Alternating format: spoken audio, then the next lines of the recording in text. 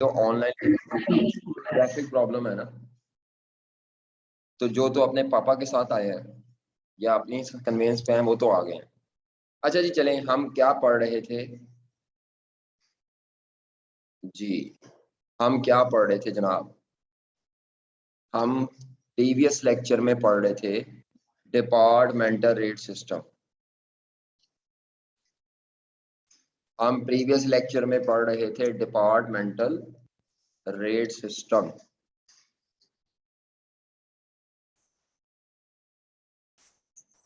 Departmental rate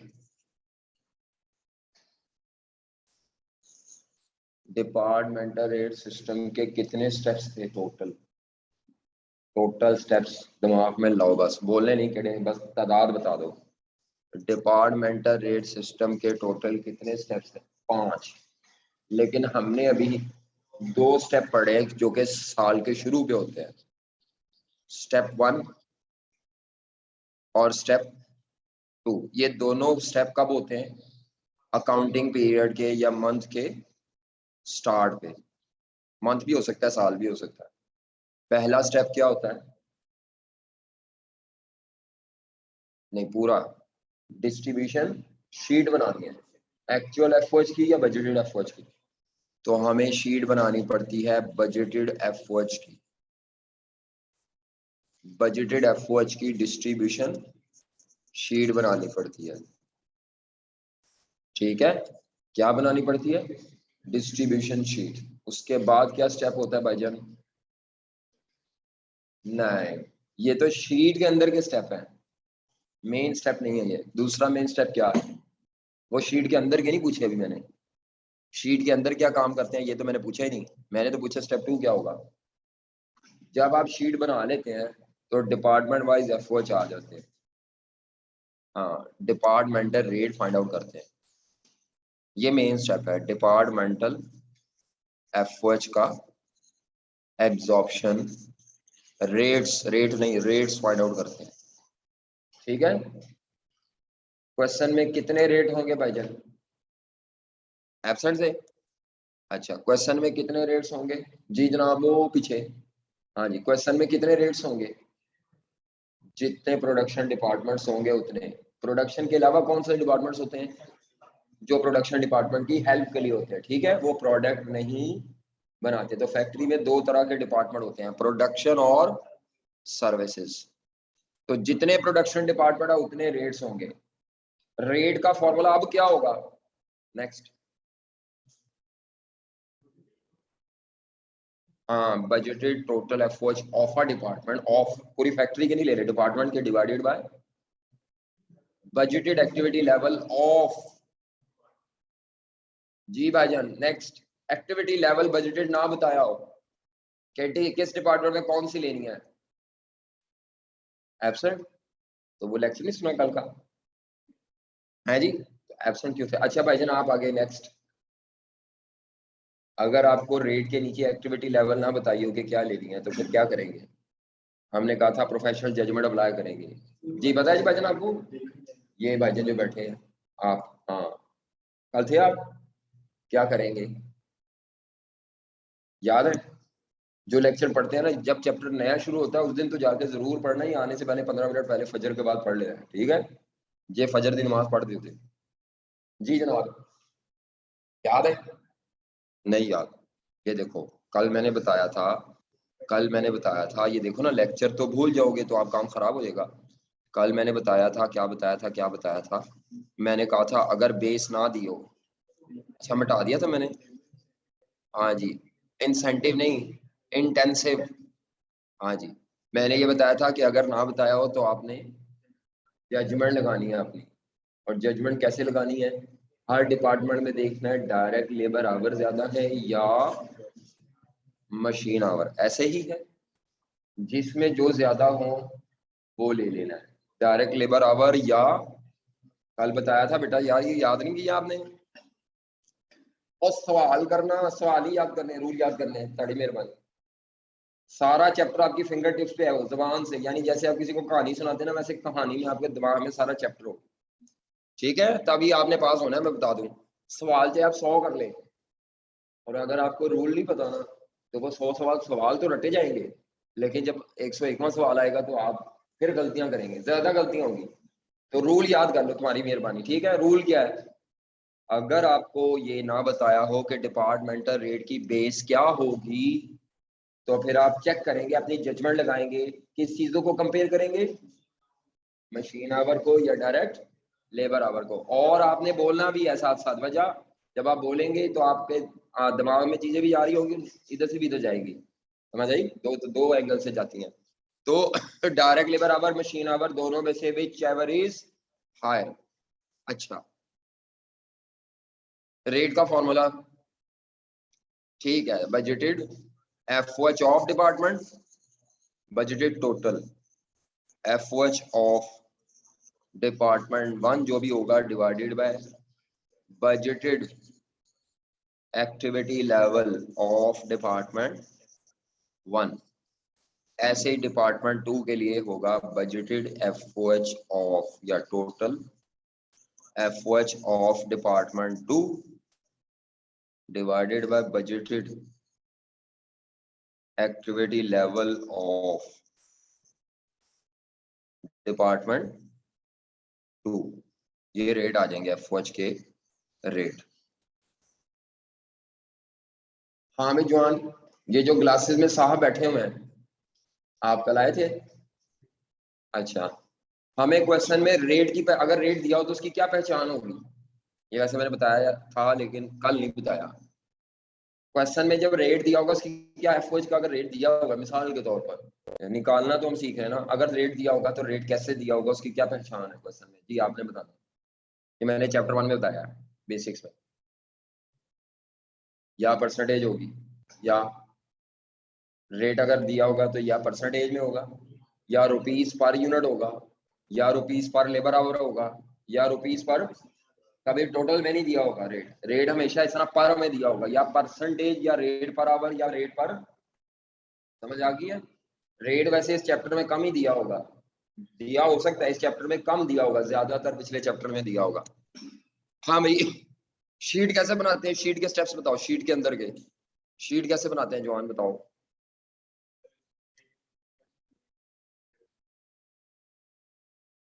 नहीं, sheet का format नहीं पूछ रहा।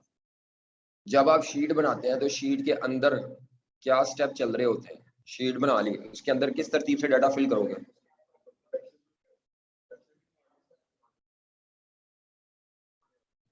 हाँ, ये देखें जी, जब आप शीट बनाते हैं तो आपने शीट में एफओएच के एक्सपेंस कॉपी करने हैं। क्या करने हैं? या एफओएच के एक्सपेंस डिस्ट्रीब्यूट करके लिखने हैं डिपार्टमेंट वाइज। ठीक है, ये शीट का फॉर्मेट हमने कल बना, शीट की शक्ल ये थी कल।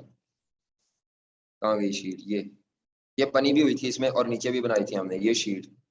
ठीक है, ये शीट। अच्छा, जब आप शीट बनाते हैं तो शीट के अंदर मैंने कहा था 2 काम करने हैं, आज मैं बता रहा हूँ शीट के अंदर 3 काम कर लें।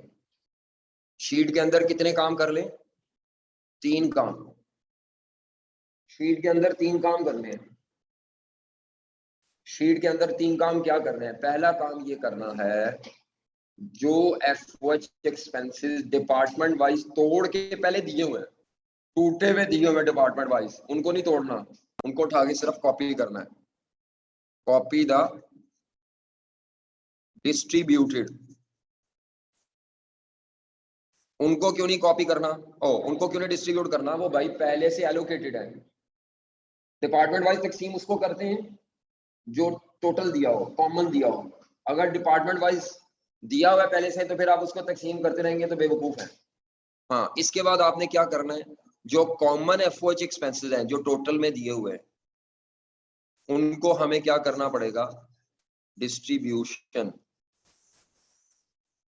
Among all,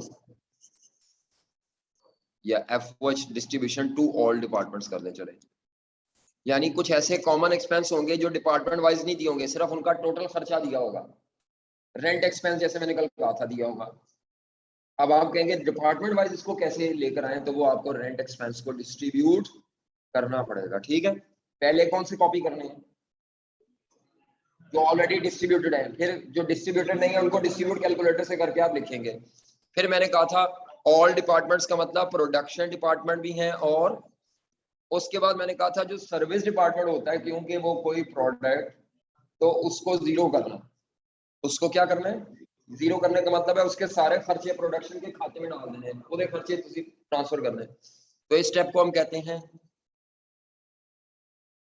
allocation of service department. क्या ये बात समझ आ रही है? पहले तमाम वो एक्सपेंस एफओएच की शीट में कॉपी करने हैं जो गिवन है ऑलरेडी, फिर वो एक्सपेंस तकसीम करके कॉपी करने हैं कैलकुलेटर से जो टोटल में गिवन है, जो कॉमन है। फिर सर्विस डिपार्टमेंट को, ये कैलकुलेटर पे नहीं होता, सर्विस डिपार्टमेंट की कॉस्ट को जीरो करना है, सर्विस डिपार्टमेंट की कॉस्ट को क्या करना है, और जीरो करके वो खर्चा जाना किधर है, वो प्रोडक्शन में जाना है। समझ आ रही है आपको क्या नहीं समझ आ रही? अच्छा, जो ये पहला स्टेप है इसके लिए तो आपको सिर्फ आंखों का इस्तेमाल चाहिए, इसके अंदर आपकी आंखें तेज होनी चाहिए कि केड़ा केड़ा खर्चा ले लेना करके देता है सवाल। दूसरे के लिए आपको जजमेंट इस्तेमाल करनी पड़ेगी, आप कौन सा एक्सपेंस किस बेस पर तकसीम करना है, कौन सा एक्सपेंस किस बेस पर करना है। तो वो नोट्स में मैंने ये एक टेबल सा बनाया हुआ है, ये टेबल बना हुआ है। जब भी आपने किसी कॉमन एक्सपेंस को डिस्ट्रीब्यूट करना है तो उसको डिस्ट्रीब्यूट करने की क्या बेसिस है, ये टेबल आपको रोठा लगाना है, रोठा। ठीक है, ये याद होना चाहिए आपको टेबल। अब मैं ये टेबल पढ़ देता हूँ जरा, थोड़ी सेंस क्रिएट हो जाएगी। ठीक है बेटा, बिल्डिंग रिलेटेड खर्चे दिए हुए, ये कौन से खर्चे हैं, बिल्डिंग रिलेटेड कोई भी खर्चे हो तो उनकी प्राइमरी बेस अगर तुक्का लगाना हो तो एरिया लगाएंगे। क्या लगाएंगे? मसलन अगर रेंट एक्सपेंस में आपको दे दूं 5 लाख रुपया, तो साथ नीचे आपको एरिया दिया होगा स्क्वायर फीट में, टोटल एरिया भी दिया होगा और डिपार्टमेंट वाइज भी दिया होगा। तो आपने वो जो डिपार्टमेंट वाइज और टोटल एरिया दिया हुआ है उसको कैलकुलेटर पे इस्तेमाल करके टोटल रेंट एक्सपेंस को क्या कर देना है, डिस्ट्रीब्यूट। अगर आपको पेपर में गेस वर्क करना पड़े तो बिल्डिंग रिलेटेड तमाम एक्सपेंसेस की बेस क्या लेनी है, department wise floor area. Floor area यानी 2 कनाल की फैक्ट्री है तो कितने मरले या कितने स्क्वायर फुट किस डिपार्टमेंट के पास जगह है, जिसके पास जितनी जगह है ना उसको उतना रेंट एक्सपेंस डिस्ट्रीब्यूट करके उसके खाते में आएगा। बात समझ आ रही है बच्ची? पेपर हो गया आपका, सही हो गया, पास हो जाओगी। अच्छा देखिए जी, मैंने यहाँ पे क्या लिखा है जी, मैं आपको बताता हूँ। देखें जी, ये टेबल जो है ये मैंने अपनी आसानी के लिए और आपकी आसानी के लिए बनाया है। जो यहाँ पे लिखी हुई है ये सबसे प्रेफरेबल बेस है, फर्स्ट। अगर ये ना हो तो सेकंड बेस है। मैंने आपको बताया कि अगर आपको समझ ना आ रही हो पेपर में और तुक्का लगाना पड़े तो तुक्का आपने फ्लोर एरिया की तरफ लगाना है ज्यादातर। ठीक है, और आई कैप में वो तुक्का फिट हो जाता है। ये तो मैंने ACCA CA इधर उधर से किताबें खंगाल खंगोल के देखा है। तो पहली बेस ये लिखी है किताबों में, दूसरी ये, यानी सवालों से पता चला है, लेकिन ज्यादातर जगह पर पहली बेस कई जगह नहीं है तो दूसरी आ जाती है। जैसे डेप्रिसिएशन ऑफ बिल्डिंग की जो प्रेफर्ड बेस है, पहली बेस है वो बिल्डिंग की, जितनी महंगी बिल्डिंग होगी उसकी डेप्रिसिएशन भी उतनी होगी, जितनी सस्ती बिल्डिंग होगी उसकी डेप्रिसिएशन भी उतनी कम होगी। अकाउंटिंग आनी चाहिए आपको। तो अगर कॉस्ट ऑफ बिल्डिंग ना हो, हाँ मसलन क्या इसका ये है, क्या मतलब क्या है, वो आपसे कहेगा ये 3 डिपार्टमेंट्स हैं, ये 3 डिपार्टमेंट हैं, ये तीनों की बिल्डिंग की कॉस्ट ये है, और सवाल में तीनों बिल्डिंग की डेप्रिसिएशन देने की बजाय आपको टोटल डेप्रिसिएशन पूरी फैक्ट्री की इकट्ठी दे देगा। अब आप क्या करेंगे, वो जो तीनों बिल्डिंग की जो कॉस्ट है उस कॉस्ट की बेस पर डेप्रिसिएशन को क्या कर लेंगे, एलोकेट कर लेंगे। समझ आ रही है आपको? जिसकी बिल्डिंग जितनी महंगी उसकी डेप्रिसिएशन एक्सपेंस भी उतनी ज्यादा। क्या ये बात समझ आ रही है? अगर कॉस्ट ऑफ बिल्डिंग ना हो तो फिर बेस क्या ले लेनी है, यानी जिसके पास जितना एरिया ज्यादा है उसकी डेप्रिसिएशन एक्सपेंस फिर उतना ज्यादा ट्रीट होगा। ये सेकंड, थर्ड बेस कम ही है। थर्ड वाला का मतलब पहली प्रेफरेंस ये है, अगर ये फर्स्ट प्रेफरेंस वाली बेस ना दी हो तो सेकंड प्रेफरेंस, अगर सेकंड प्रेफरेंस भी ना दी हो तो बस, इससे आगे कुछ नहीं है। ये टेबल किताब में नहीं बना हुआ आपकी, ये मैंने अपनी तरफ से बनाया हुआ है। ठीक है, तो लेकिन ये सारे सवालों पे फिट हो जाता है जो आई कैप में आज तक आए हैं या आने वाले हैं। 99% केसेस में ये टेबल फिट हो जाता है, लेकिन आपको याद होना चाहिए कि पहली बेस क्या है, दूसरी क्या है, तीसरी क्या है। इसी तरह बिल्डिंग की इंश्योरेंस, जब आप इंश्योरेंस कंपनी के पास जाते हैं ना तो वो भी आपसे पूछते हैं जनाब आपके एसेट की वैल्यू क्या है। जितना महंगा एसेट होता है उसके इंश्योरेंस का खर्चा उतना आपको ज्यादा देना पड़ता है। लेकिन अगर इंश्योरेंस के लिए भी कॉस्ट ऑफ बिल्डिंग बेस है, अगर कॉस्ट ऑफ बिल्डिंग ना हो तो फिर वहां पे फ्लोर एरिया, बिल्डिंग की मुरम्मत का जो भी खर्चा है, बिल्डिंग की मुरम्मत का जो भी खर्चा है, तो मुरम्मत के खर्चों की बेस पहली बेस है मेंटेनेंस के आवर्स दिए होंगे सवाल में। जैसे कल हमने किया एक सवाल, वहां बिल्डिंग की तो नहीं थी लेकिन वहां पर मेंटेनेंस मशीन की थी, ये पता नहीं किसकी, मेंटेनेंस आवर्स दिए हुए थे। तो कोई भी मेंटेनेंस एक्सपेंस हो, चाहे बिल्डिंग हो, चाहे मशीन हो, चाहे कोई और चीज की मेंटेनेंस हो, हर चीज की मेंटेनेंस एक्सपेंस की जो प्रेफर्ड बेस है वो मेंटेनेंस आवर्स है।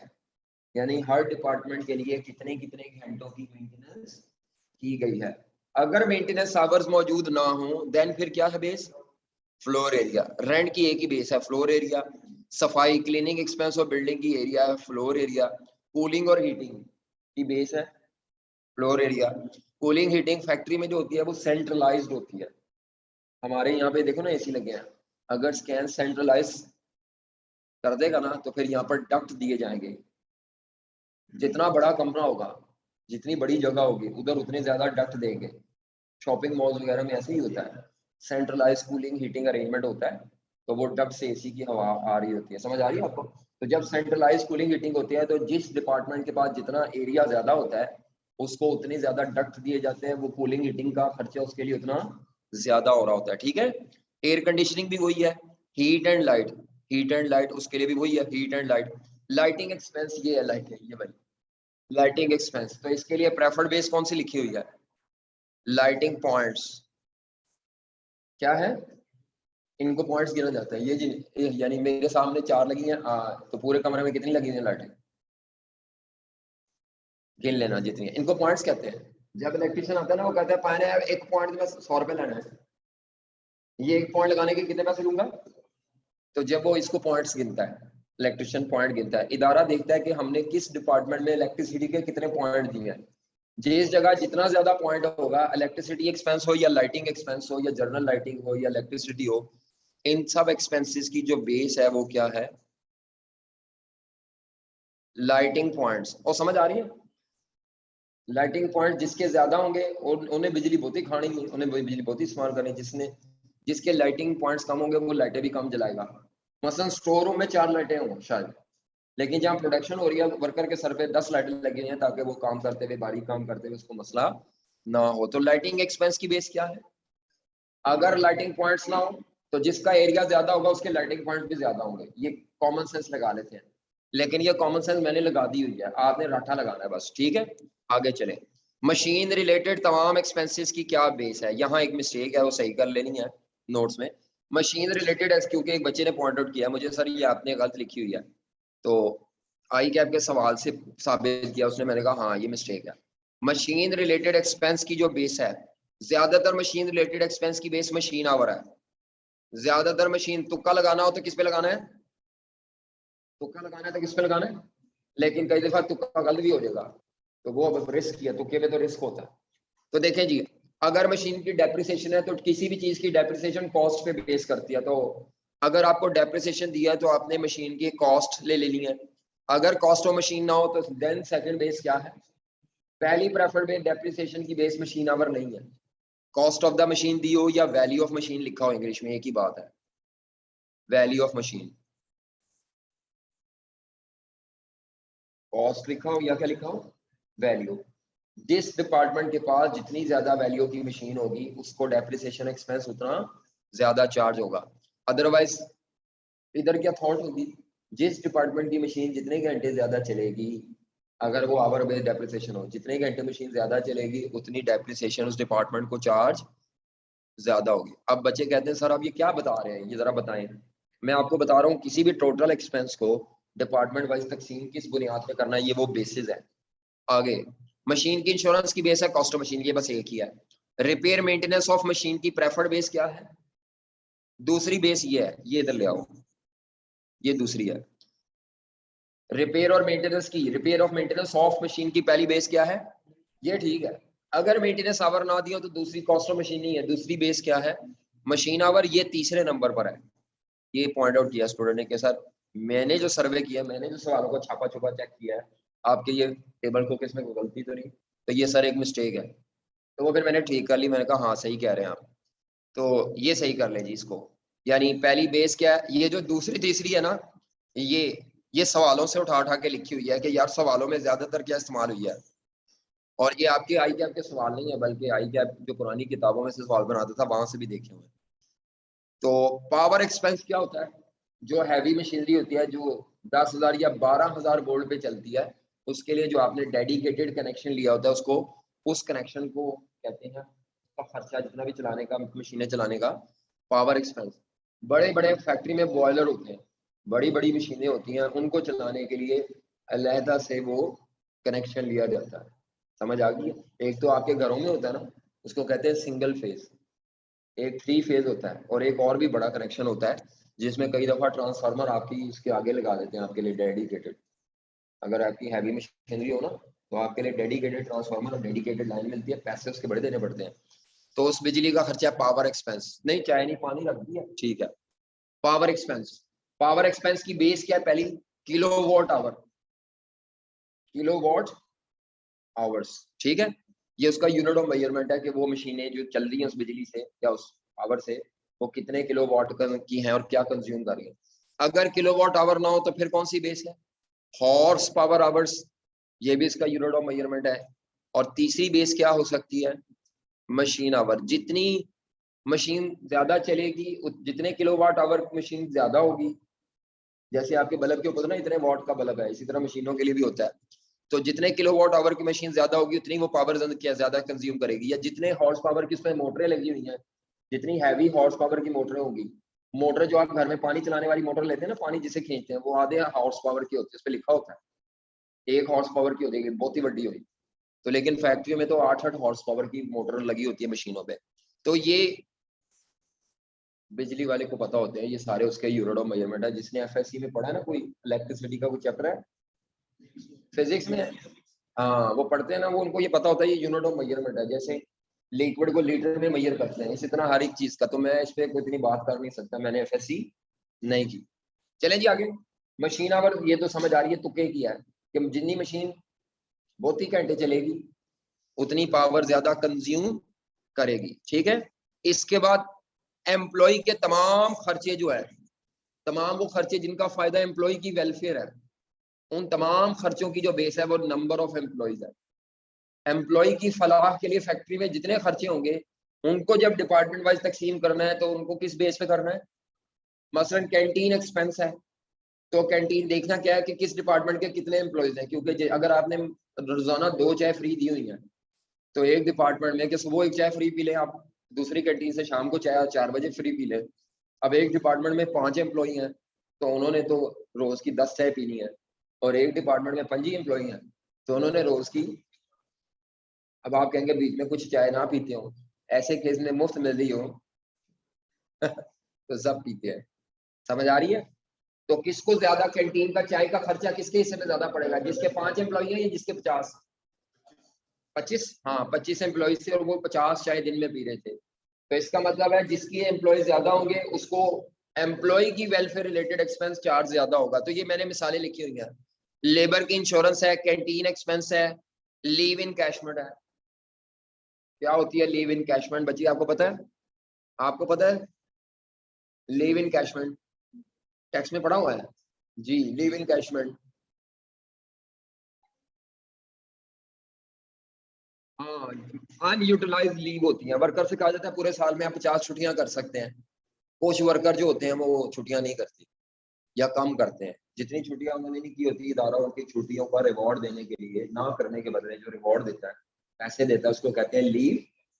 यानी एम्प्लॉय को कहा जाता है भाई या तो छुट्टियां कर ले या छुट्टियां ना करके बदले पैसे ले ले, दोनों तुम्हारी मर्जी है। वो छुट्टियां करेगा तो पैसे नहीं मिलेंगे, जितनी छुट्टियां उसने अवेल कर ली उतने की पैसे नहीं मिलेंगे। जितनी अनअवेल्ड छुट्टियां हैं उसके इदारा उसको पैसे देता है, उसको क्या कहा जाता है, लीव इनकैशमेंट। तो जिस डिपार्टमेंट के जितने ज्यादा एम्प्लॉयज होंगे, ज्यादा चांस है कि वो लीव्स को अवेल ना करें पैसों के लालच में। ज्यादा एम्प्लॉयज हैं तो वो अवेल ना करें। तो लीव इनकैशमेंट भी नंबर ऑफ एम्प्लॉयज की बेस पर है।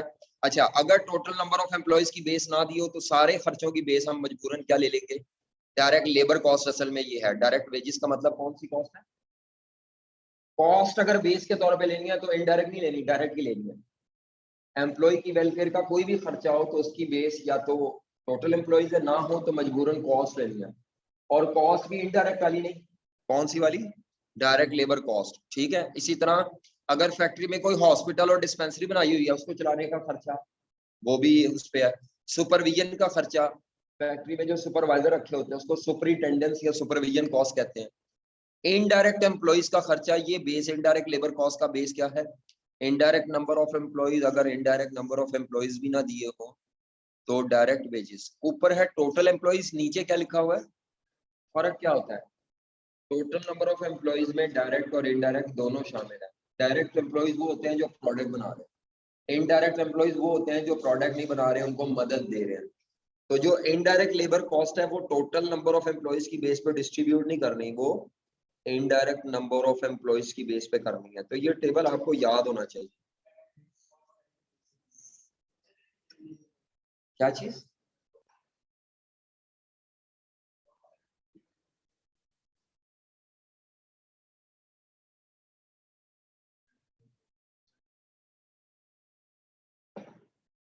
ये जो हम चीजें पढ़ रहे हैं ये शीट में लिखने के लिए पढ़ रहे हैं, और शीट में रेट निकाल के लिखते नहीं है, रेट कैलकुलेटर पे ही निकाल कर हम फॉरन डिस्ट्रीब्यूट कर लेते हैं जैसे कल किया था। तो आप परसेंटेज निकालना चाहे तो निकाल सकते हैं, मैं तो नहीं निकालता, मैं तो डायरेक्ट कैलकुलेटर पे करूंगा बाई डिस्ट्रीब्यूशन। किया मैंने कल, आपने याद नहीं आपको मैंने कल कैसे डिस्ट्रीब्यूशन की थी, total expense divided by total direct wages multiply by जो बेस टोटल डायरेक्ट वेजेस है multiply by individual direct wages department wise, direct calculator पे हो जाएगा। इनटू 100 तो रेट तब उनके लिए करते हैं, एफएच रेट के लिए, रेट अभी निकलना है शीट के बाद, नहीं समझ आई। आगे डेप्रिसिएशन ऑफ इक्विपमेंट की बेस क्या है, cost of equipment, factory furniture की डेप्रिसिएशन की बेस क्या है, हाँ ये बड़ी इंपॉर्टेंट है। इंस्पेक्शन कॉस्ट की बेस क्या है, inspection hours for, inspection hour for, inspection hours for total units नहीं कह रहा, for मिसाल के तौर पर, मिसाल के तौर पर मैं आपसे कहता हूं कि ये 3 डिपार्टमेंट्स हैं, कितने डिपार्टमेंट्स हैं, यहाँ पे जो इंस्पेक्शन होती है यहाँ 1 यूनिट 2 घंटे में इंस्पेक्ट होता है, यहाँ 1 घंटे में इंस्पेक्ट होता है, यहाँ 1 यूनिट 3 घंटों में इंस्पेक्ट होता है। कितने घंटों में इंस्पेक्ट होता है, 2 घंटों में, 1 घंटे में, और ये इदारा प्रोडक्शन कितनी करता है,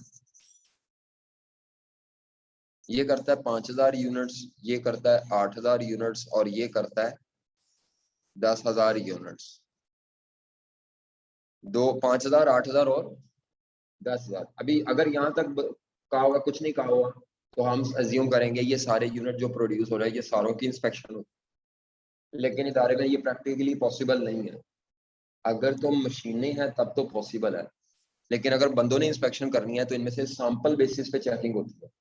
किस बेसिस पे चेकिंग होती है, वो आपसे कहेगा 5% of units produce, 5% of units produced are inspected in each department। अब आप क्या करेंगे, अब आप क्या करेंगे, 2 घंटे को इनटू 5000 नहीं करेंगे, 5000 का 5% लेंगे तो कितने यूनिट इंस्पेक्टेड होंगे, 250 यूनिट। इसको मल्टीप्लाई करेंगे तो 500 घंटे इंस्पेक्टेड आवर्स हैं फॉर इंस्पेक्टेड यूनिट्स। ठीक है, यहाँ पे क्या करेंगे, 1 घंटा इंटू 8000 नहीं 400, इधर 3 घंटे इंटू 10,000 नहीं 500, 1500 घंटे। ये अब आपके इंस्पेक्शन आवर आ गए। Inspection hour for all units नहीं होते, इंस्पेक्शन आवर फॉर किसके लिए होते हैं, इंस्पेक्टेड का मतलब क्या है, जिनको चेक किया गया, जो चेक नहीं हुए उनके ऊपर इंस्पेक्शन क्या है। अगर इंस्पेक्शन आवर ना दिए हो फिर आपने क्या लेने हैं, अगर इंस्पेक्शन आवर ना हो फिर इंस्पेक्टेड यूनिट्स। उसके बाद स्टोर रूम के एक्सपेंसेस है और पैकिंग कॉस्ट है। पैकिंग कॉस्ट की बेस क्या है, अगर ये पैकिंग कॉस्ट की बजाय पैकिंग डिपार्टमेंट भी हो तो ये एक सर्विस डिपार्टमेंट है, तो पैकिंग कॉस्ट की बेस पैकिंग आवर है। स्टोर रूम के एक्सपेंसेस जो है, स्टोर रूम जहाँ पे रॉ मटेरियल पड़ा होता है, स्टोर रूम जहाँ पे क्या पड़ा होता है, तो उसके एक्सपेंसेस की बेस क्या है? Number of material requisitions. अगर ये ना हो तो मजबूरी की बेस है डायरेक्ट मटेरियल। ये क्या होती है? नंबर ऑफ मटेरियल रेक्विजिशंस क्या होती है? वो जो क्लासेस में भाईजान बैठे हैं, जो सोने की तैयारी कर रहे हैं, जी बताएं, नंबर ऑफ मटेरियल रेक्विजिशंस क्या होती हैं? पता है आपको?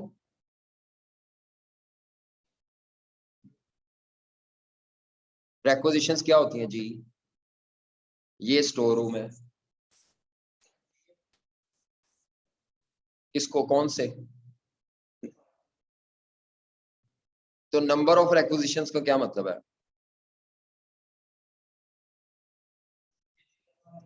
हाँ बिल्कुल ठीक है, शाबाश। स्टोर है ये, स्टोर में सारे डिपार्टमेंट्स का मटेरियल पड़ा होता है।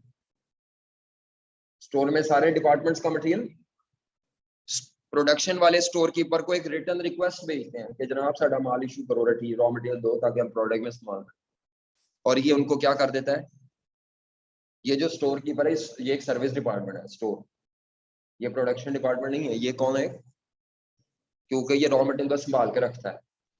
इसको प्रोडक्शन वालों को जरूरत पड़ी तो इसने रिटर्न रिक्वेस्ट भेजी, वो रिटर्न रिक्वेस्ट को रेक्विजिशन कहते हैं। समझ आ रही है? उसके बाद जो ये प्रोडक्शन डिपार्टमेंट 2 है, इसने भी उन्हें कहा कि भाई मटेरियल इशू करो, इन्होंने इशू कर दिया।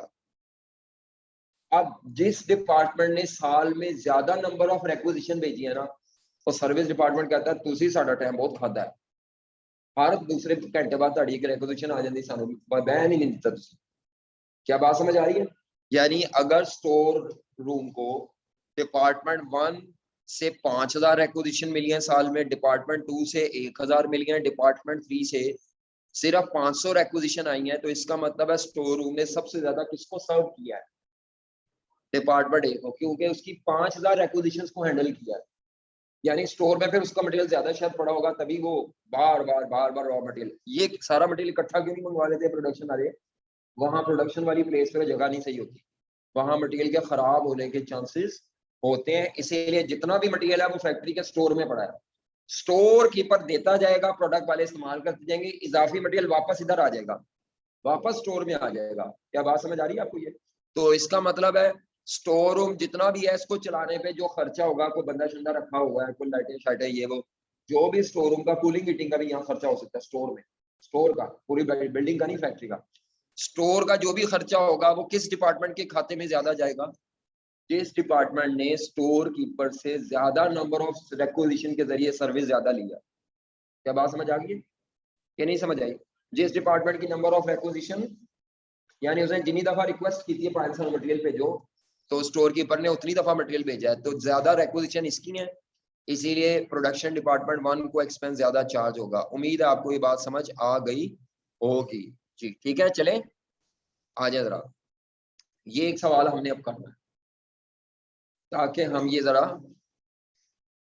जो पढ़ के हैं शीट अप्लाई कर सके। तो सवाल नंबर 17, नोट्स ओपन कर ले। आपने आज घर जाके सारे सवालों में ऑडिट करना है ये बेसिस का, कि ये जो मैंने बेसिस बताई हैं क्या ये फिट हो रही है देख देख के। ये वैसे याद नहीं होनी है आपको, अंधाधुंध रट्टा लगाएंगे तो नहीं, प्रैक्टिस कर करके यार ये इसकी बेस ये होनी चाहिए, जाके पीछे से चेक कर लिया, जाके पीछे से क्या कर लिया, ऐसे ही आपकी आंखों में ये समा जाएगा टेबल।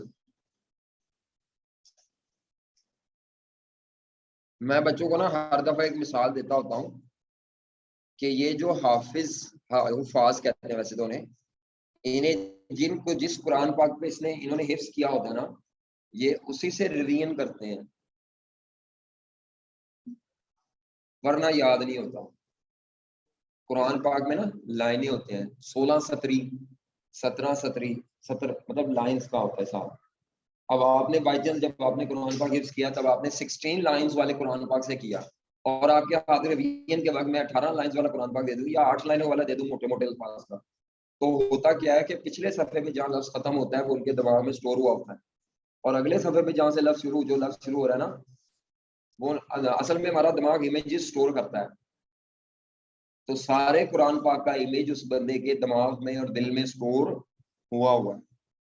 इसीलिए वो कहते हैं पैरों वाला देव कुरान पाक जी, 16 सतरी 17 इस तरह वो अपनी पहले रिक्वायरमेंट बताते हैं, दुकान पे भी जाते हैं तो वो हर दफा नया कुरान पाक लेंगे तो उतनी लाइन वाला ही लेंगे जितनी लाइन वाले कुरान पाक को उन्होंने, अदरवाइज उन्हें लगेगा हमें आ नहीं रहा यार। हाँ ऐसे फीलिंग आती है, याद नहीं होता उनसे, वो याद करेंगे तो वो खुद ही परेशान होंगे कि हाँ मैच नहीं कर रहा होता, क्योंकि उनके दिमाग में होता है ये पेज ये लाइन ऊपर होगी सफे पे और वो पिछले सफे पे हो, तो वो परेशान होता है। तो इसीलिए ये सफा भी आपके दिमाग में स्टोर करने का तरीका ये है कि इसको बार बार पढ़ें। चलो भाई बच्चों आ जाओ जरा, क्वेश्चन में वो क्या कहता है, calculate appropriate overhead departmental overhead absorption rate for machining assembly and finishing department. पता कहां से चल रहा है, ये डिपार्टमेंटल का सवाल है। ओवरहेड का रेट मांगा है किस किस डिपार्टमेंट के लिए, मशीनिंग, असेंबली और कौन सा है, 3 रेट्स निकालने हैं आपने, मशीनिंग डिपार्टमेंट, असेंबली और फिनिशिंग। डाटा क्या दिया है, alpha limited is preparing it's departmental budget and product cost estimate for the next year. The cost and related data for the year ending December 2014 have been estimated। ये सारा budgeted data दिया हुआ है, ये सारा अगले साल का कौन सा डाटा दिया हुआ है, बजटेड डाटा जी। ये देखें जी, ये सारी कॉस्ट दी हुई है और ये सारी बेसिस दी हुई है या डाटा अदर डाटा दिया। सबसे पहली कॉस्ट का क्या नाम है, डायरेक्ट वेजेस कॉस्ट, और ये जो रुपीज वाला डाटा ये राउंड किया हुआ है, सारा सारा रुपीज वाला डाटा क्या किया हुआ है, राउंड किया है। डायरेक्ट वेजेस कॉस्ट, मैंने कल आपको ये बताया था कि जो एफओएच की शीट है उसमें ये डायरेक्ट वेजेस आएगी कि नहीं, क्यों नहीं आएगी, मैंने कल कहा था जो एफओएच की शीट है उसमें सारे इनडायरेक्ट एक्सपेंस, तो ये शीट में नहीं आएगी। हाँ ये एज अ बेस तो इस्तेमाल हो सकती है कहीं पे डिस्ट्रीब्यूशन के लिए, एज अ बेस तो यूज हो सकती है, लेकिन ये शीट में यूज, शीट में आना नहीं, इसमें खुद नहीं आना, क्योंकि शीट में आते ही एफओएच और एफओएच होती सिर्फ इनडायरेक्ट कॉस्ट है। अगला इनडायरेक्ट वेजेस, इनडायरेक्ट वेजेस क्या ये शीट में रिकॉर्ड होगी, अब मुझे बताएं क्या इसको आप खुद डिस्ट्रीब्यूट करेंगे कि पहले से डिस्ट्रीब्यूटेड दी हुई है, हमें पहले से डिस्ट्रीब्यूटेड दी हुई है तो हमने इसको उठा के सिर्फ क्या करना है, कॉपी। डायरेक्ट वेजेस क्या,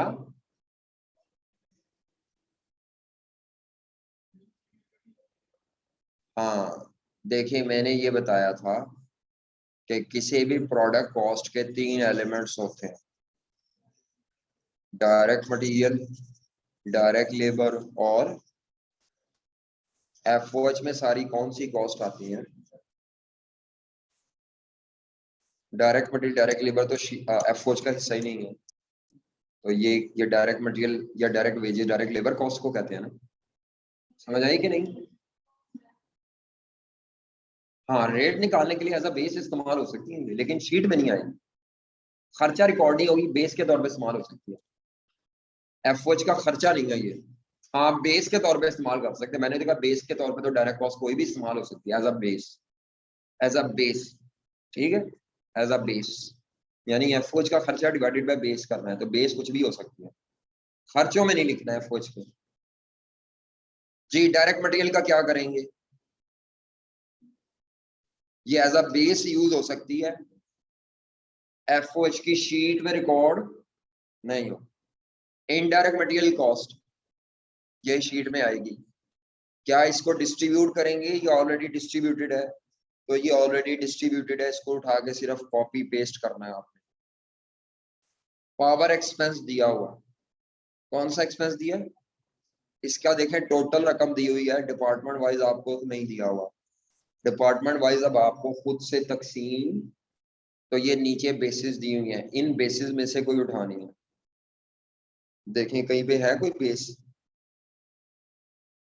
पावर एक्सपेंस की जो बेस है, पावर एक्सपेंस ऊपर आते हैं, पावर एक्सपेंस की बेस क्या होती है, kilowatt hour, horse power hours या तीनों में से, नीचे देखें किलोवाट आवर्स है कहीं पे, किलोवाट आवर्स नहीं है, हॉर्स पावर आवर्स भी नहीं है, कौन सी बेस है, आ गया ना, तीसरे नंबर पे जाके जो बेस है वो इस्तेमाल हुई है, तो पावर एक्सपेंस को डिस्ट्रीब्यूट किस बेस पे करना है? मशीन आवर की बेस पे आप कैलकुलेटर से डिस्ट्रीब्यूट करेंगे। ठीक है बेटा? नहीं, वो कैलकुलेटर पे ही करना है आपने डिस्ट्रीब्यूट। आगे चले, लाइट एंड हीट के लिए क्या बेस होती है? देखें जी, लाइट एंड हीट के लिए, हीट एंड लाइट या लाइट एंड हीट के लिए बेस क्या है? देखें जी, लाइट एंड हीट के लिए बेस नीचे क्या दिया हुआ है? फ्लोर एरिया दिया हुआ है। हाँ जी, फ्लोर एरिया। डेप्रिसिएशन, डेप्रिसिएशन अब किस चीज की है? डेप्रिसिएशन किसकी है? तो ये नीचे एसेट्स की, तमाम एसेट की नेट बुक वैल्यू दी हुई है।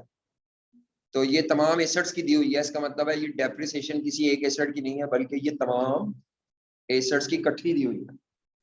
तो इसके लिए कौन सी वैल्यू? कॉस्ट नहीं दी हुई, लेकिन वो नेट बुक वैल्यू दी है, कैरिंग वैल्यू, वो इस्तेमाल कर लेंगे। अब ये डेप्रिसिएशन ना सिर्फ मशीन की है बल्कि सारे एसेट्स की है।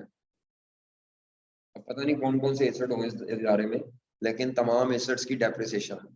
तभी नाम के आगे लिखा नहीं डेप्रिसिएशन ऑफ मशीन या जो भी। रेंट एंड रेट्स के लिए क्या बेस होगी जी? Floor area. Warehousing cost, warehousing cost मैंने कहा था स्टोर रूम के खर्चे, स्टोर रूम के खर्चे। जी, स्टोर रूम के खर्चे अभी बताया था, स्टोर रूम के खर्चे। वेयर हाउसिंग कॉस्ट किसको कहते हैं? स्टोर रूम के खर्चों को कहते हैं। तो स्टोर रूम के खर्चों की बेस यहाँ पे दी हुई थी, ये number of material.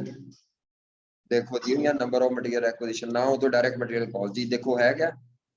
Number of material acquisition भी नहीं है, इधर डायरेक्ट मटेरियल कॉस्ट भी नहीं है, लेकिन ऊपर दी हुई थी डायरेक्ट मटेरियल कॉस्ट। ये तो वेयर हाउसिंग कॉस्ट के लिए जो बेस है ये ऊपर से इस्तेमाल करेंगे, ये वाली। जी मैंने ये अभी तो समझाया, स्टोर रूम के खर्चे किस चीज पे डिपेंड करते हैं?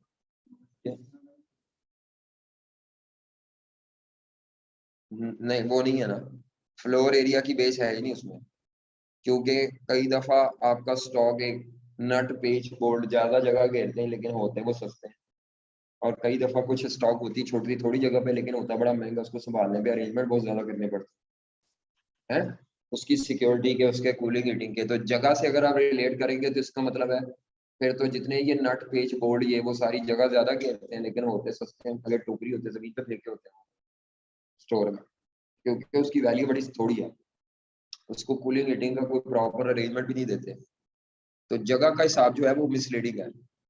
नहीं समझ आ रहा? चले जी, फुस फुस हैं आप, तुम बोलते नहीं अगो, जागदे हो सुते हो? पता नहीं आप।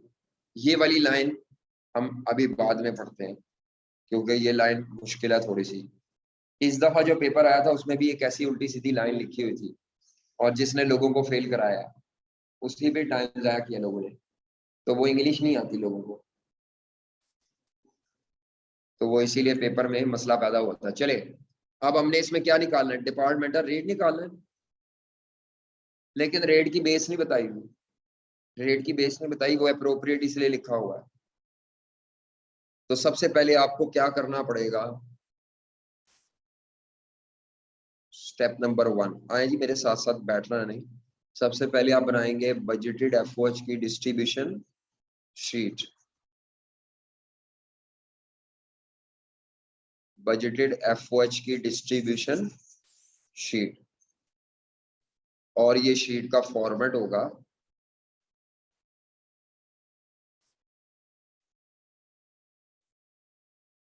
हाँ जी, एफओएच के एक्सपेंसेस लिखेंगे जो क्वेश्चन में दिए हुए हैं,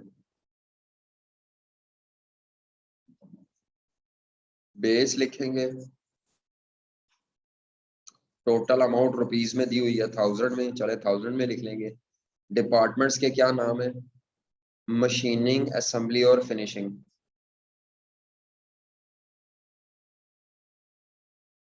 मशीनिंग, फिनिशिंग, ये तीनों प्रोडक्शन डिपार्टमेंट के नाम है।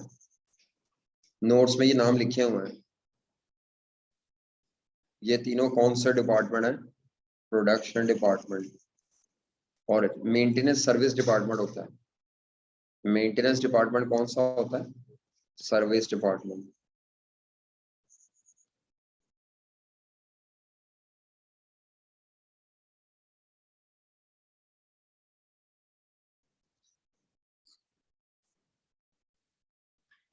चलो भाई पहले डाटा कॉपी करो सारा, क्वेश्चन में से पहले सारा डाटा कॉपी करें, फिर एक ही दफा कैलकुलेटर पकड़ेंगे जी। क्वेश्चन में से सारे खर्चे कॉपी करें। तो सबसे पहला खर्चा जो दिया हुआ था डायरेक्ट वेजेस कॉस्ट, मैंने कहा था ये शीट में नहीं आना, डायरेक्ट वेजेस कॉस्ट क्योंकि डायरेक्ट है नहीं आना, इनडायरेक्ट वेजेस कॉस्ट लिखे। जो खर्चे दिए हुए हैं वो कॉपी करें, जिनके लिए कोई तकसीम नहीं करनी बल्कि सारी कॉपी करें जो दिया हुआ है। जैसे इनडायरेक्ट वेजेस कॉस्ट कितना दिया हुआ है,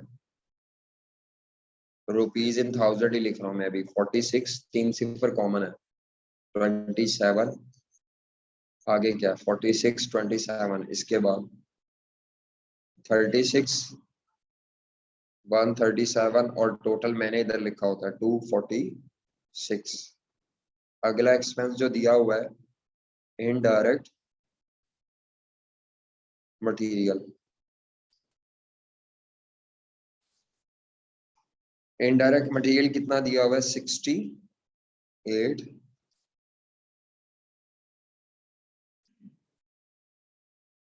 टोटल, और कोई एक्सपेंस अलहदा अलहदा नहीं दिया हुआ, अलहदा अलहदा नहीं दिया हुआ। इसके बाद जो टोटल में दिए हुए हैं वो कॉपी कर ले। पावर एक्सपेंस, हाँ जी, कौन सा एक्सपेंस है, इसको डिस्ट्रीब्यूट करने की बेस लिखे।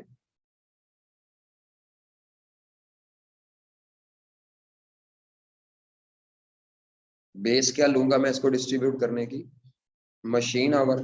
तो पावर एक्सपेंस की टोटल अमाउंट कितनी थी, पावर एक्सपेंस की टोटल अमाउंट थी 4। डिपार्टमेंट वाइज आपको कैलकुलेटर से खुद निकालना पड़ेगा, जो कि अभी नहीं निकालना, कैलकुलेटर पे बाद में इकट्ठे निकालते। पावर एक्सपेंस के बाद अगला एक्सपेंस कॉपी कर ले, लाइट एंड हीट, फैक्ट्री का खर्चे हैं ये सारे फैक्ट्री के इनडायरेक्ट कॉमन खर्चे हैं। लाइट एंड हीट, इसकी बेस क्या है,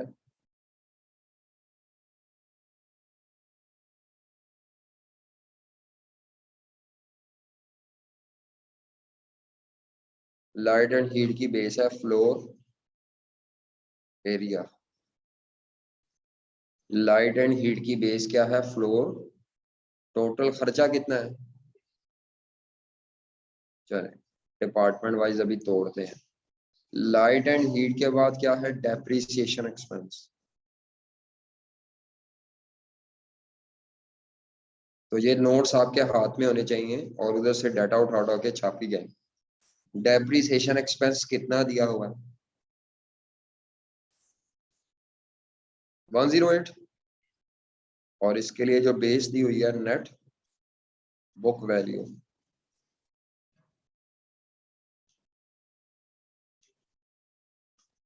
अगला जी डेप्रिसिएशन के बाद अगला क्या है, rent and rates.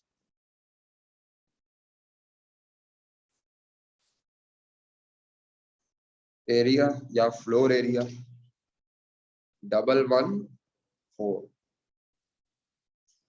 Ware house का खर्चा, वेयर हाउस स्टोर रूम को कहते हैं, इसकी बेस डायरेक्ट मटेरियल कॉस्ट लेनी है क्योंकि नंबर ऑफ रिक्विजिशन नहीं दी हुई। तो वेयर हाउसिंग कॉस्ट टोटल कितनी है, 98।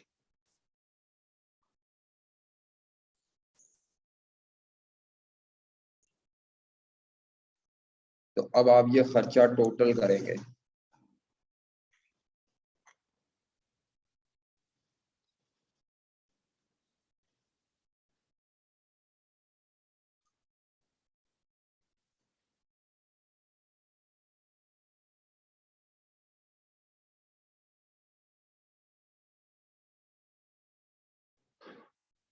चलो भाई खर्चा टोटल करो कैलकुलेटर में।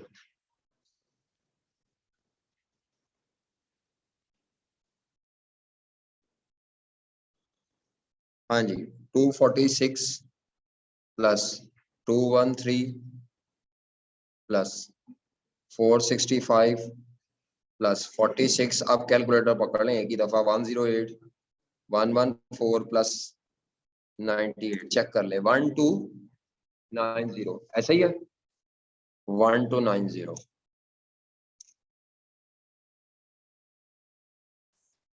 1290 12। अब आपने कैसे डिस्ट्रीब्यूशन करनी है ये जरा देखें, एक एक एक्सपेंस को कैसे डिस्ट्रीब्यूट करना है, एक एक एक्सपेंस को कैसे डिस्ट्रीब्यूट करना है। मैंने कल आपको तरीका बताया था कि जो एक्सपेंस है उनको कैसे डिस्ट्रीब्यूट करना है। हाँ जी, एक्सपेंस जो भी हैं उनको कैसे डिस्ट्रीब्यूट करना है। हाँ जी, एक्सपेंस जो है उसको कैसे, मैंने कहा था जिस एक्सपेंस को आपने डिस्ट्रीब्यूट करना है। हाँ जी, मैं कौन सा एक्सपेंस पहले डिस्ट्रीब्यूट करना चाह रहा हूँ, मेरे इस पे कौन सा एक्सपेंस पहले लिखा हुआ है, पावर एक्सपेंस। ये टोटल एक्सपेंस है, total expense divided by total base करो। टोटल एक्सपेंस कितना है, लिखें जी 465, 465,000 है, लेकिन मैंने 465 लिख दिया है। Total expense divided by total base. Total base क्या है, इसकी बेस मशीन आवर है, तो देखें टोटल मशीन आवर क्या क्वेश्चन में दिए हुए थे, टोटल मशीन आवर कितने दिए हुए थे, 45,000 डिवाइडेड बाय 45,000। हाँ जी, total expense divided by total base, ये formula total expense divided by total base, ये एक रेट सा निकल आएगा। ये क्या निकल आएगा, एक रेट सा निकल आएगा। लेकिन फिलहाल अभी चलो हम ऐसे इस तरह लिखते नहीं, हम ऊपर आ जाते हैं दोबारा। Total expense divided by total base, समझ आ रही है बेटा आपको। टोटल एक्सपेंस कितना था हमारा, जो पावर एक्सपेंस था 465, ये टोटल हमारे पास ये थे मशीन आवर, टोटल मशीन। अब आपने मल्टीप्लाई क्या करी जाना है, ये जो डिपार्टमेंट वाइज मशीन आवर है ना, इनसे 1 बाय 1 मल्टीप्लाई करी जाना है। तो पहली दफा मल्टीप्लाई कितने मशीन आवर से होगा, 40,000। ये जो इंडिविजुअल मशीन आवर है डिपार्टमेंट, ये जिसे 45 नहीं निकला होगा, इससे इंडिविजुअल से मल्टीप्लाई करते जाए, तो ये हमारे पास आ जाता है 413। क्या आ जाता है, 413।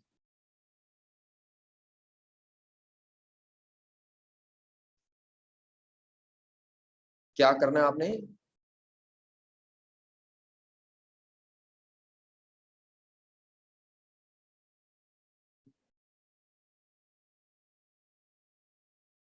हाँ हाँ, वही वही वही हो रहा है ना यहाँ पे, वो यही तो हो रहा है। जब आप ये इस तरह करते हैं ना, खाली इतना टोटल खर्चा divide by total machine our, तो ये पर आवर आ जाता है। अब ये पॉइंट्स में देखो, अब वो मैं इसको याद नहीं ना रख सकता, इसको डायरेक्ट इसलिए कैलकुलेटर पे कर रहा हूँ। N2 कितना आता है, 413 पॉइंट समथिंग है, मैं 413 लिखूंगा। अगला लिखें जनाब, अगला लिखें। ओहो, 4 कितना था, 65। अगले में कितने से मल्टीप्लाई करना है, 2000। 20.6 है तो मैं 21 लिखूंगा, 21। तीसरे में बताएं जी कितने मशीन आवर है, 3000, 31। और इधर कुछ नहीं आएगा क्योंकि इसके मशीन आवर है नहीं। समझ आई। अगले सारे खुद ही ऐसे डिस्ट्रीब्यूट करते हैं। लाइट एंड हीट का टोटल खर्चा 46,000 है, और टोटल एरिया क्या है, एरिया ये है। तो लाइट एंड हीट का टोटल खर्चा 46 डिवाइडेड बाय दिस करो कैलकुलेटर पे। जी जनाब, 46 डिवाइडेड बाय 2000 मल्टीप्लाइड बाय 1000, 23 आता है। आगे ये 1000 से किया मैंने, अगला मैंने किससे करना है, 400 से करना है। 9.2 तो 9 ही लिख लो बस, ठीक है, पॉइंट्स नहीं लिखते होते इसमें शीट में। 9 आगे 300 करना है,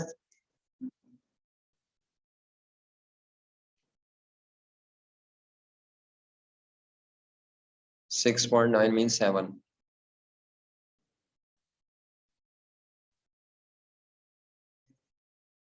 हाँ जी। अच्छा जी, डेप्रिसिएशन मेंटेनेंस में नहीं है ना? है।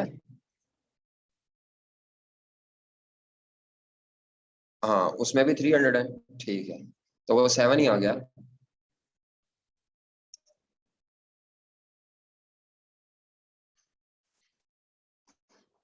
नेक्स्ट, अगला, डेप्रिसिएशन एक्सपेंस टोटल क्या है? 108। Depreciation expense 108 divided by book value total कितनी है? 35,000। नेट बुक वैल्यू कितनी है जनाब? 35,000 मल्टीप्लाइड बाय पहली डिपार्टमेंट के 20,000 है। 61.7, तो 62 हो गया। 60 क्या हो गया? 2। अगले डिपार्टमेंट का कितना है? 20,000 थे, अगले में 8,000 के। 8,000।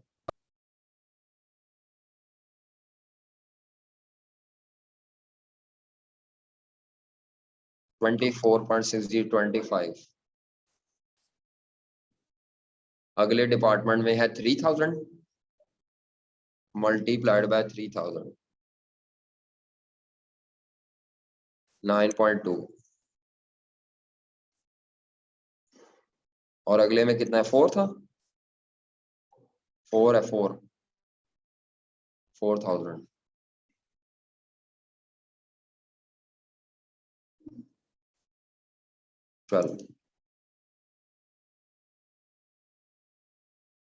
चलें जी आगे। अगले दो, रेंट एंड रेट्स 114 था डिवाइडेड बाय टोटल एरिया। ओहो, rent and rates 114 divided by total area वही 2,000 मल्टीप्लाइड बाय 1,000, 57। नेक्स्ट, 400 300 300 एरिया, 400 आ गए। 23, 300, 17। क्या कहते हैं? आखिरी warehousing cost. Warehousing cost कितनी है जनाब? वेयर हाउसिंग कॉस्ट टोटल है 98। 98 डिवाइडेड बाय टोटल क्या बेस रखनी है? टोटल डायरेक्ट मटेरियल कॉस्ट वो कितना था? 429। 429 मल्टीप्लाइड बाय 365 फिर 46 इस तरह, तो ये आ जाएगा 83।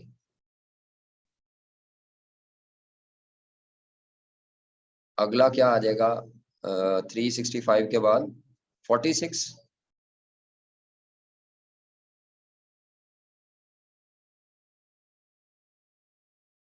11, 10.5 है जी, बिल्कुल 5 पे भी कन्वर्ट हो जाता है।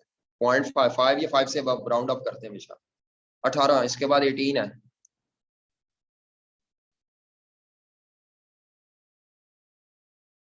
क्या आता है? 4। चलो, अब आप आगे नहीं है मेरा ख्याल है ये। अब आप इसका करेंगे टोटल। टोटल 750, जो फिगर्स मैंने लिखी हैं 134, 140, 260, 264। ठीक है, आपने पहले जो गिवन एक्सपेंस थे इनको कॉपी किया, ये मैंने कॉपी किए हैं, लिखना नहीं कॉपी, ये मैंने कॉपी किए। बाकी सारे एक्सपेंस मैंने जो टोटल थे वो कैलकुलेटर से क्या किए? डिस्ट्रीब्यूट किए। ये प्रोसीजर शो करना जरूरी नहीं है सारों का, किसी एक का करना है वर्किंग में कर दो, किसी एक का बस। सारों की वर्किंग करके दिखाना जरूरी नहीं है, आई कैप ने भी कैलकुलेटर पे किया होता है या एक्सेल पे। तो अब आपने इसके बाद जो शीट में सर्विस को जीरो करना होता है, सर्विस इनमें कौन सा है, इनमें सर्विस एक ही है, ये वाला मेंटेनेंस, क्योंकि इसका नाम ही बता रहा है ये कौन सा डिपार्टमेंट है, नाम से पता चल जाता है ये कौन सा डिपार्टमेंट है, मेंटेनेंस सर्विस डिपार्टमेंट है। मेंटेनेंस डिपार्टमेंट का कितना खर्चा है, 264। मेंटेनेंस डिपार्टमेंट का टोटल खर्चा कितना है। अच्छा, मैंने अभी आपको बताया था कि मेंटेनेंस के खर्चों की बेस क्या होती है, मेंटेनेंस के खर्चों की बेस क्या होती है, हाँ मेंटेनेंस आवर्स। लेकिन अगर वो खुद बता दे तो फिर आपने अपनी तरफ से तुक्के वाली बेस नहीं लगानी, जो आपने वो पढ़ी है, जो बताएगा फिर वो बेस को प्रेफर करना है। अगर उसने कोई और बता दी तो उसने और कोई बताया हुआ है, उसने कुछ और बताया हुआ नीचे, वो जो मैं पैराग्राफ पढ़ के आया हूँ उसमें उसने बताया हुआ, कहता है 80% of maintenance department time is used in maintenance of, इसने अपने 80% टाइम को मशीनों की मरम्मत पे लगाया। मेंटेनेंस डिपार्टमेंट ने अपने 80% टाइम को मशीनों की मरम्मत पे लगाया है। तो हम ये कह सकते हैं कि इस डिपार्टमेंट का जो 80% खर्चा है वो मशीनों की मरम्मत के लिए है। Whereas the remaining time is consumed in cleaning and maintenance of factory, बाकी जो 20% है, रिमेनिंग का मतलब है बाकी जो 20% टाइम है, इसने बिल्डिंग की सफाई पे लगाया। बिल्डिंग की किस पे लगाया, यानी इस डिपार्टमेंट ने अपना कुछ टाइम मशीनों की मरम्मत पे लगाया है, कुछ टाइम उसने बिल्डिंग की सफाई पे लगाया। जितना टाइम इसने मशीनों की मुरम्मत पे लगाया है, मशीनों के लिए खर्चा किया है, वो बेस अलग होगा। जितना टाइम इसने बिल्डिंग की सफाई के लिए किया है, वो बिल्डिंग का सफाई का खर्चे की बेस और होती है। अब इस सवाल में मेंटेनेंस आवर नहीं दिए हुए, उसने खुद बता दिया है। खुद क्या कहा है उसने, 80% टाइम मशीनों की मुरम्मत पे लगा है इसका, 20% टाइम बिल्डिंग की सफाई पे। तो जो बिल्डिंग की सफाई का खर्चा होगा वो किस बुनियाद पर तकसीम होता है, बिल्डिंग की सफाई। बिल्डिंग की सफाई भी मैंने ऊपर बताया था, बिल्डिंग की सफाई का खर्चा है, बिल्कुल लिखा है। बिल्डिंग की सफाई का जो भी खर्चा है, हालांकि वो मेंटेनेंस डिपार्टमेंट ने सफाई किया है, लेकिन सफाई का खर्चा है, तो सफाई के खर्चे को सफाई के खर्चे की बेस पे इस्तेमाल करना है। और मशीनों का खर्चा, मुरम्मत का जो खर्चा है, उसकी बेस क्या होगी, मशीन की मेंटेनेंस। ये मेंटेनेंस आवर्स तो है कोई नहीं, कॉस्ट ऑफ मशीन भी नहीं है सवाल में, मशीन आवर्स है ना, मशीन आवर। तो इसका ये जो टोटल खर्चा है ये कितने परसेंट है, ये 100% है। ये खर्चा कितने परसेंट है, 80% खर्चे की बेस कोई और है, 20% खर्चे की बेस, तो 80% को अलहदा जीरो करेंगे, 20% को अलहदा जीरो करेंगे। समझ आ गई, इकट्ठा क्यों नहीं कर रहे जीरो, क्योंकि हर खर्चे की बेस अपनी अपनी, उसने दो तरह का खर्चा किया है। तो अब मैं यहाँ पर सर्विस डिपार्टमेंट को जीरो करने लगा हूँ। तो कल भी मैंने कहा था सर्विस डिपार्टमेंट को जब आपने जीरो करना है तो शीट में हेडिंग देनी है, एलोकेशन ऑफ सर्विस डिपार्टमेंट। अब सर्विस डिपार्टमेंट का जो 80% खर्चा है, 80% ऑफ मेंटेनेंस डिपार्टमेंट एक्सपेंस, 80% जो मेंटेनेंस डिपार्टमेंट का खर्चा है वो मशीनों की मुरम्मत का है। 20% ऑफ मेंटेनेंस डिपार्टमेंट का जो खर्चा है वो क्लीनिंग का खर्चा है। क्लीनिंग के लिए बेस होगी एरिया, फ्लोर एरिया। और मेंटेनेंस डिपार्टमेंट का वो जो क्या नाम है, मशीनों की मुरम्मत के लिए उसकी बेस क्या होगी, मशीन आवर्स। यहां से आपने 80% को अलहदा माइनस करना है, 20% को अलहदा, क्योंकि इसको जीरो करना है। जीरो जब करना है तो इकट्ठा भी कर सकते थे, लेकिन अलहदा अलहदा कर रहे हैं क्योंकि 80% की बेस और है और 20% की और है। तो 264 इंटू 0.8, 211, यानी इसमें से 211 का खर्चा बिल्डिंग की मरम्मत कह रहा हूँ, मशीनों का है, मशीनों की मरम्मत का। और बाकी 20% खर्चा किस चीज का है, सफाई का। अब आपने इसको मशीन आवर की बेस पे तकसीम करना है। किस बेस पर, आज जो जरा देखो जी, 211 का खर्चा है, कितना खर्चा है, 211 का खर्चा है, हाँ जी, कितना खर्चा है, किस किस में लेके जाना है प्रोडक्शन में? 1 2 3।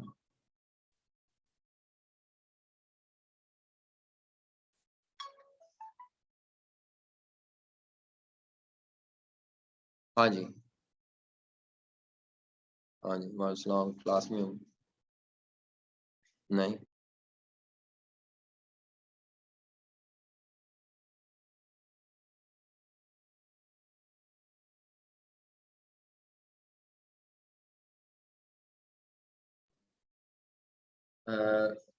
यहाँ पे अब आप एक गलती करेंगे, सब बच्चे जरा ध्यान से देख लें।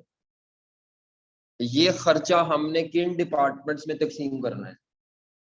Production department. कौन कौन से? मशीनिंग, फिनिशिंग और तीनों के मशीन आवर चाहिए आपको। 3 में करना है तो तीनों के मशीन आवर की बेस चाहिए। तो तीनों के मशीन आवर क्या है? 40, हाँ जी 40, 2000, 3000 टोटल कितने हैं? इसके मशीन आवर नहीं है और नहीं चाहिए भी नहीं, क्योंकि इसमें खर्चा लेके नहीं जाना। जिनमें खर्चा लेके जाना है जीरो करके, वो उनकी बेस चाहिए। तो ये 45 ही इस्तेमाल होगा। तो अब आप अपने कैलकुलेटर पर वैसे ही करेंगे, वो नहीं लेते फिर। हाँ, वो मेंटेनेंस वाले घंटे ना लेते मशीन आवर अगर होते, क्योंकि उसको जीरो करना है। जिस डिपार्टमेंट को जीरो करना है उसमें तो खर्चा लाना ही नहीं। उसके मशीन आवर होते भी तो छोड़ देता मैं। अब क्यों छोड़ देता? क्योंकि उसमें मैंने खर्चा लेके नहीं आ रहा। जिन 3 में लेके जाना है उनकी मशीन आवर लें। क्या बात समझ आ रही है? हमें बाई चांस दिए सिर्फ 3 के मशीन आवर है, तो 211 का खर्चा divided by 45,000 machine our multiplied by कितने हैं जी? 40,000 मशीन आवर। 40,000 मशीन आवर जी 188, 188। उसके बाद नंबर 2 पे 40,000 के बाद अगले कितने घंटे हैं? 2000, 9। और उसके बाद 2000 घंटों के बाद 3000,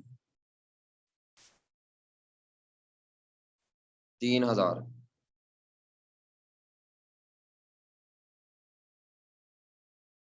14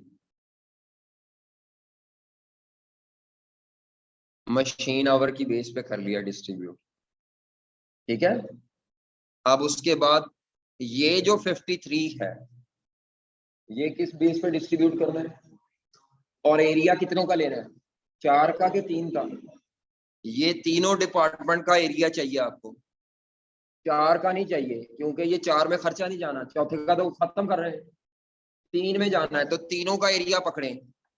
तीनों का एरिया पकड़े जी। तो तीनों का एरिया क्या है? यहाँ तो एरिया सारों का दिया हुआ था टोटल। तो एरिया कितना दिया हुआ था आपको क्वेश्चन में? 2000। हमें इनका एरिया चाहिए। तो इन तीनों का टोटल एरिया क्या बनता है? अब जो बच्चा 2000 लेगा वो गलत कर रहा है। अब क्यों नहीं 2000 लेना? क्योंकि जो मेरा चौथा डिपार्टमेंट है उसमें तो खर्चा ट्रांसफर, खर्चा जिनमें ट्रांसफर करना है उन्हीं को लेना है आपने, उन्हीं की बेस लेनी है। जिसमें खर्चा ट्रांसफर नहीं होना, क्यों नहीं होना? वो भाई वो जीरो हो रहा है। अगर आपने वो बेस के तौर पे ले लिया तो आपका कुछ खर्चा अनडिस्ट्रीब्यूटेड रह जाएगा। तो अब आपने टोटल खर्चा कितना था जो एरिया की बेस पर होना है? 53 divided by 53 divided by 1700 multiplied by, हाँ जी 1031। क्या आप ये बात समझ गए हैं कि जिस डिपार्टमेंट को जीरो किया जा रहा है, जिनमें खर्चा जीरो होके जाना है, प्रोडक्शन की सिर्फ बेस लेनी है। सर्विस को जीरो करते हुए प्रोडक्शन की बेस लेनी है, बाकियों की नहीं। उसके बाद आगे मेरा ख्याल है कितना है? 400 है, 300 है? अगला एरिया जो है 400। और ठीक है, ओके हो गई। 400 तो कितना आता है? 12। और अगला 9, तो ये 13 होगा फिर। अच्छा, चेक कर लो यार, मैं चेक करना पाइन। 53 divided by 1700 into 400। खराब आ रही का क्या मतलब है? 12.4, हाँ तो 12 हो गया ना। किधर? नहीं, 12 पॉइंट के आगे क्या है 4 है ना, बट तुझे 12 भी गिनना है, वो जबरदस्ती 5 नहीं करना उन्होंने।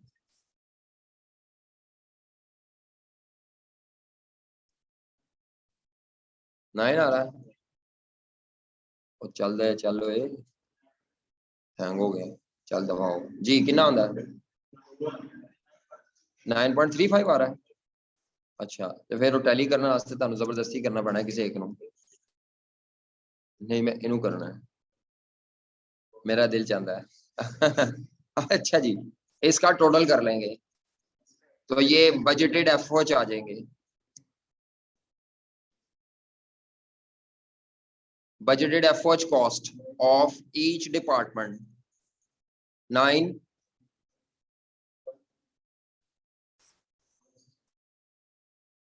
160।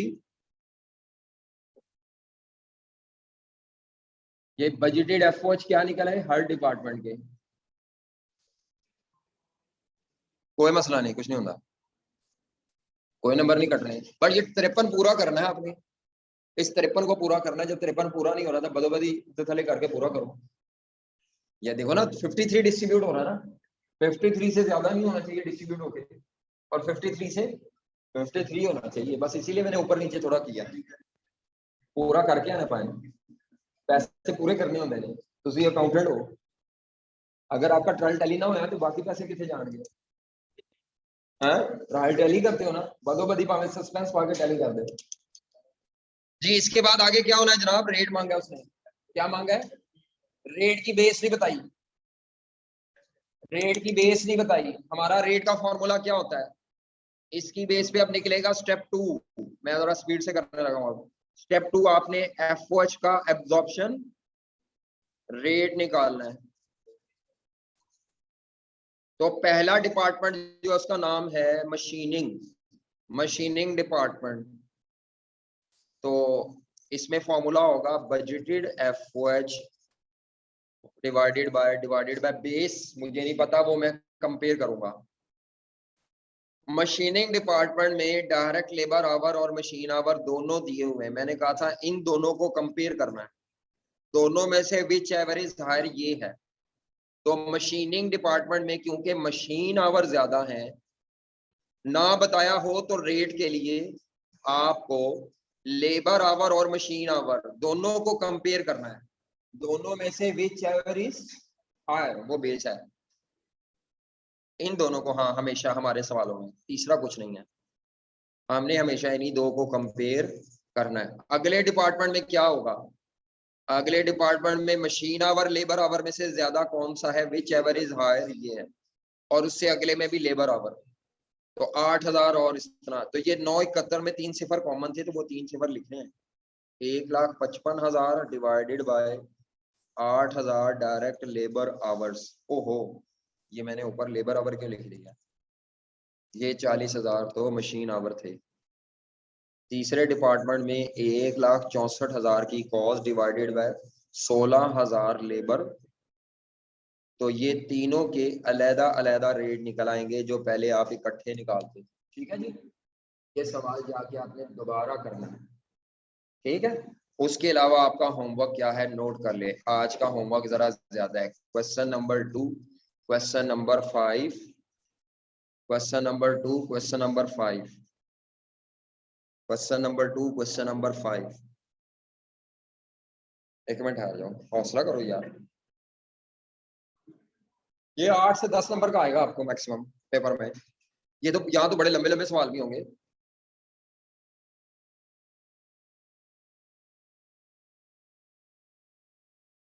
Question number 2, question number, question number 4 नहीं बल्कि ठीक है 2 और 5 बस, ठीक है। क्वेश्चन नंबर 2 और 5 कल देंगे आपको ज्यादा सवाल, 2 एंड 5, ठीक है। क्वेश्चन 2 एंड 5 तो इसको जाके ध्यान से करना है। अब आप सवाल कर करके सवाल रट्टा लगाएंगे, हम असूल रट्टा लगाते हैं, मुझे असूल याद है, जब आप मेरे सामने कोई सवाल लाएंगे तो उसका 80 to 90% सही खुद ब खुद हो जाएगा, 100% मैं भी क्लेम नहीं करता, कहीं ना कहीं बोंगी हो जाती है हमसे भी, पेपर हालात में प्रेशर होता है ना, तो 80 to 90% सवाल क्यों सही हो जाएगा, क्योंकि रूल अप्लाई करता हूँ मैं, हर पॉइंट जो फर्क होता है उस पर रूल, इस सवाल में रूल क्या थे? अगर आप रूल को समराइज करें, रेट की बेस ही कोई नहीं थी, सर्विस डिपार्टमेंट एक था, लेकिन उस एक को टोटल इकट्ठा डिस्ट्रीब्यूट नहीं कराया, उसने टुकड़े करके करवाया, क्योंकि उस डिपार्टमेंट ने जो 2 काम किए थे, दोनों खर्चों की बेस अलग है। और जिस डिपार्टमेंट को जीरो करना है, सर्विस डिपार्टमेंट जिसको जीरो करना है, उसको जीरो करते हुए बेस में काउंट या असूल याद रखना है, ठीक है? चलो ओके, फिर अल्लाह हाफिज, चाहे प्रैक्टिस करें।